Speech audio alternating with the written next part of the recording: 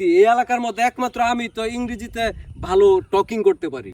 Hello guys, my village very important গুরুত্বপূর্ণ রাস্তা, country of the disable, thinking of the big রাস্তা, somehow and the অবহেলিত people of the country of the disabled, thinking other choice, decommission important route and rasta very nasty in the thinking the property of the disabled somehow and juta show very decommission school, high school, college student and ছাত্র ছাত্রী অবহেলিত somehow the road and রাস্তা কাঁচা দুর্ভোগ অবহেলিত।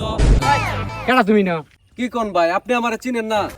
আমি একজন BRTA PCA শিক্ষিত একজন ল্যাঙ্গুয়েজ কমপ্লিট করা একজন ব্যক্তি। এই এলাকার মধ্যে একমাত্র আমি তো ইংরেজিতে ভালো টকিং করতে পারি।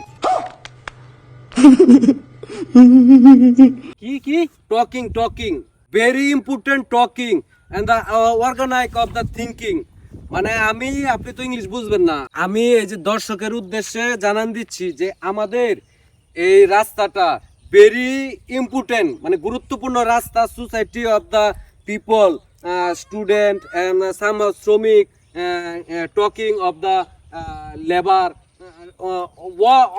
ওভারঅল প্রবলেম ফেস করে আর কি ফেস। এই তুই কি কর? আরে ভাই কথা শোনেন, এই রাস্তাটা খুব অবহেলিত ছিল।